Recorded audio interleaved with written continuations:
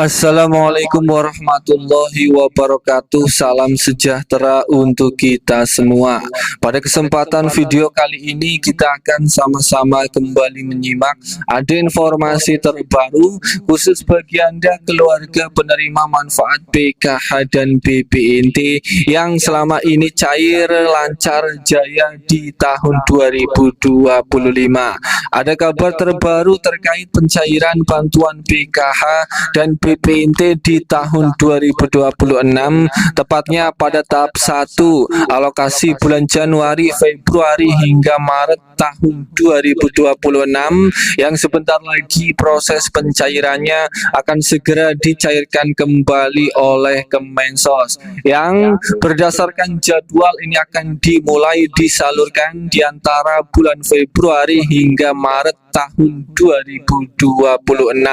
Ada kabar informasi yang sangat penting bagi KPM, PKH dan BPNT yang masuk dalam beberapa kelompok golongan ini. Mohon maaf sekali, bantuan PKH dan BPNT Anda di tahap 1 tahun 2026 ini benar-benar sudah dicabut atau sudah dicoret, sudah tidak bisa cair lagi bantuannya. Bagi Anda KPM, PKH dan BPNT, jangan sampai kaget apabila tiba-tiba bantuan sosial Anda sudah tidak bisa cair di tahun 2026 karena beberapa masalah hal ini. Saya doakan terus semoga uang bantuan sosial Anda baik PKH maupun BPNT semoga masih tetap akan lancar cair. Simak video ini hingga selesai. Kategori aturan baru golongan KPM, PKH dan BPNT yang sudah dicabut bantuannya tidak bisa cair lagi di tahun 2026. Sebelum lanjut, mari kita berteman terlebih dahulu dengan cara klik tombol subscribe, like dan nyalakan loncengnya supaya terus dapat informasi terbaru dari channel ini. Perlu diketahui bersama bahwa pemerintah ini mulai menerapkan aturan baru dalam penyaluran bantuan sosial PKH maupun BPNT di tahun 2026. Aturan ini tertuang dalam petunjuk teknis atau juknis terbaru yang menjadi dasar perbaikan sistem bansos sekaligus mempertegas bahwa bantuan sosial itu bersifat sementara bukan permanen. Tujuan utama kebijakan ini adalah memastikan penerima manfaat dapat mandiri setelah beberapa tahun mendapatkan bantuan. Dan berikut isi aturan terbaru bantuan sosial di tahun 2026. Yang pertama itu batas maksimal masa kepesertaan PKH. Perlu diketahui kembali, aturan terbaru menetapkan masa kepesertaan PKH maksimal selama 5 tahun bagi keluarga penerima manfaat KPM yang memiliki komponen kesehatan dan pendidikan. Artinya ibu hamil, anak usia dini, serta anak sekolah dari jenjang SD, SMP hingga SMA hanya bisa dapat menerima bantuan sosial PKH untuk selama 5 tahun berturut-turut. Setelah itu, status mereka akan otomatis dihentikan atau disebut graduasi alamiah meskipun masih tercatat di dalam desil rendah, desil 1 sampai 3 penerima bansos. Namun kebijakan ini tidak berlaku bagi KPM yang memiliki anggota keluarga lanjut usia atau lansia atau penyandang disabilitas. Kedua kategori tersebut dikecualikan dari batas 5 tahun karena dianggap kelompok rentan yang tetap membutuhkan bantuan jangka panjang. Dengan demikian, mereka dapat terus menerima manfaat PKH selama memenuhi syarat aktif dalam data terpadu DTSN terbaru. Kemudian yang kedua, aturan baru tersebut merupakan solusi bagi KPM yang sudah lebih lebih dari 5 tahun.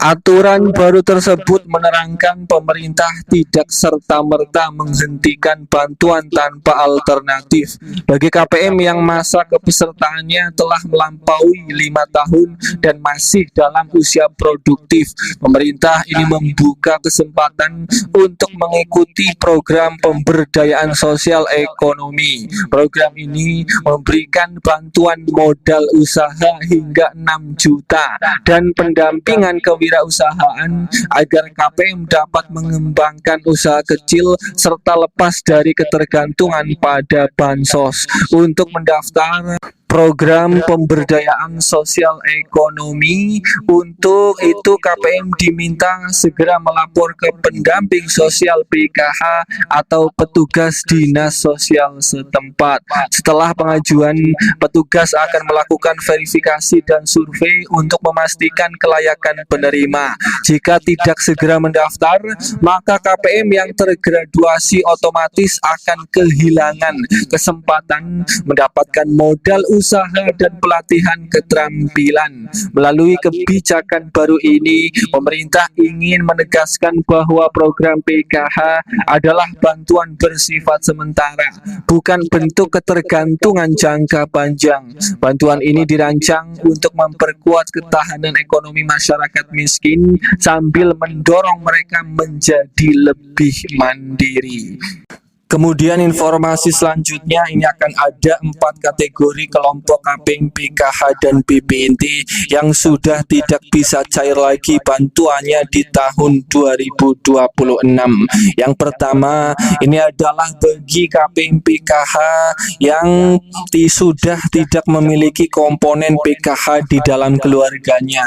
Sebagai contoh, dalam satu keluarga kemarin itu hanya memiliki komponen anak sekolah SMA dan anak ternyata sudah lulus. Karena efek pemutakhiran data sehingga KPM ini sudah tidak memiliki komponen PKH lagi di dalam keluarganya, dan KPM ini di tahun 2026 sudah dicabut bantuannya, tidak bisa cair.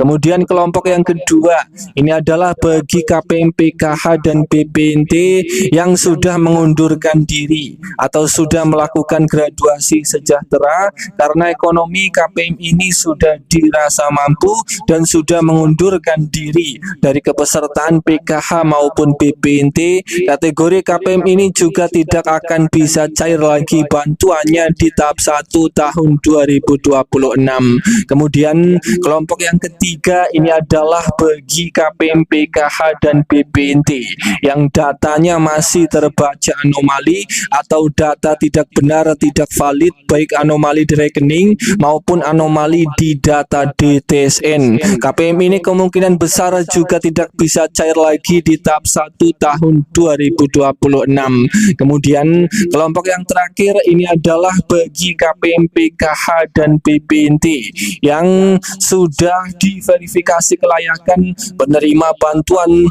yang dilakukan setiap bulannya oleh pusat. Ternyata KPM ini dicap tidak lolos atau tidak layak menerima bantuan sosial pada saat proses verifikasi kelayakan. Maka KPM ini kemungkinan besar juga tidak bisa cair bantuannya di tahap 1 tahun 2026 karena terdeteksi sudah mampu. Dan pada bulan Desember tahun 2025 ini pemerintah akan kembali melanjutkan mencairkan, mempercepat berbagai macam bantuan sosial. Ini akan dipercepat proses pencairannya maupun bonus tambahannya pada akhir tahun 2025.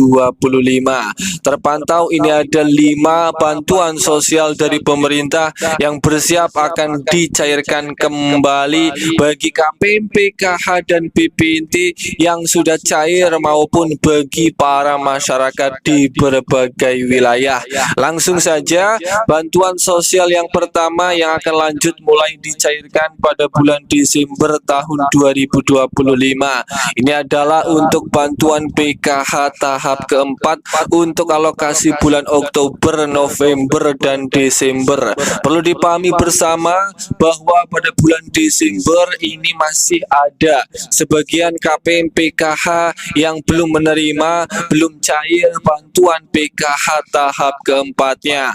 Dan pada bulan Desember ini proses pencairannya akan dipercepat. PKH tahap keempat khusus bagi KPM yang belum cair, baik lewat kartu KKS Merah Putih maupun bagi KPM yang cair lewat PT Pos Indonesia. Siap-siap di bulan Desember, bantuan PKH tahap keempat masih lanjut disalurkan kepada KPM yang belum cair bantuannya sampai saat ini. Kemudian bantuan sosial yang kedua yang juga akan lanjut dipercepat dicairkan pada bulan Desember ini adalah untuk bantuan BPNT tahap keempat. Perlu dipahami bantuan BPNT tahap keempat ini juga masih ada banyak KPM yang belum cair tahap keempat sembako BPNT-nya senilai Rp600.000 untuk alokasi bulan Oktober, November, dan Desember. Bagi KPM yang merasa belum cair bantuan BPNT tahap keempatnya, harap bisa bersabar karena pencairannya masih bertahap dan berbeda-beda di masing-masing wilayah. Pada bulan Desember, proses pencairan BPNT tahap keempat ini akan dipercepat. Kemudian, bantuan sosial yang ketiga yang lanjut mulai akan dicairkan kembali. Pada bulan Desember, ini merupakan BLT dana desa Rp300.000 per bulan. Bantuan langsung tunai BLT dana desa ini menyasar masyarakat miskin ekstrim di pedesaan. Dana bersumber dari APBN dengan nominal Rp300.000 per bulan. Pencairan dikembalikan pada kebijakan desa setempat yang seringkali mencairkan 3 bulan sekaligus total Rp900.000. BLT dana desa juga di bulan Desember masih lanjut akan disalurkan khusus bagi KPM yang belum menerima BLT dana desanya di akhir tahun 2025 ini. Kemudian bantuan sosial yang keempat yang lanjut mulai akan dicairkan di akhir tahun bulan Desember. Ini merupakan BLT Kesra Rp900.000 atau bantuan langsung tunai kesejahteraan rakyat. Berdasarkan informasi resmi dari Kemensos, pencairan BLT Kesra di akhir tahun 2025 ini, proses pencairannya belum selesai disalurkan. Masih ada sebagian KPM yang juga belum cair BLT Kesranya senilai Rp900.000. Karena proses pencairannya ini bertahap, akan ada beberapa tahapan termin pencairan. Di bulan Desember, pencairan BLT Kesra juga akan dipercepat disalurkan khusus bagi KPM, PKH, dan BPNT yang belum menerima tambahan Rp900.000 baik yang cair lewat PT Pos Indonesia maupun yang cair lewat kartu KKS Merah Putih. Kemudian bantuan sosial yang kelima yang lanjut mulai akan disalurkan kembali di bulan Desember. Ini merupakan untuk BLT program Indonesia Pintar PIP khusus bagi anak sekolah yang mempunyai Kartu Indonesia Pintar atau KIP. Program bantuan PIP kembali akan dicairkan di akhir tahun 2025 alias pencairan terakhir ini sebelum tutup akhir tahun akan dipercepat PIP bagi KPM yang mempunyai anak sekolah yang belum cair bantuan PIP-nya di tahun 2025. Bantuan ini datang di waktu yang pas banget jelang ujian semester. Banyak kebutuhan sekolah yang meningkat mulai dari buku, seragam, sampai biaya transportasi. Pemerintah lewat Kemendikbudristek memastikan kalau dana PIP tahap ketiga bakal cair mulai Oktober hingga bulan Desember tahun 2025 dengan nominal bantuan mencapai Rp450.000 sampai Rp1 juta per siswa tergantung jenjang pendidikannya.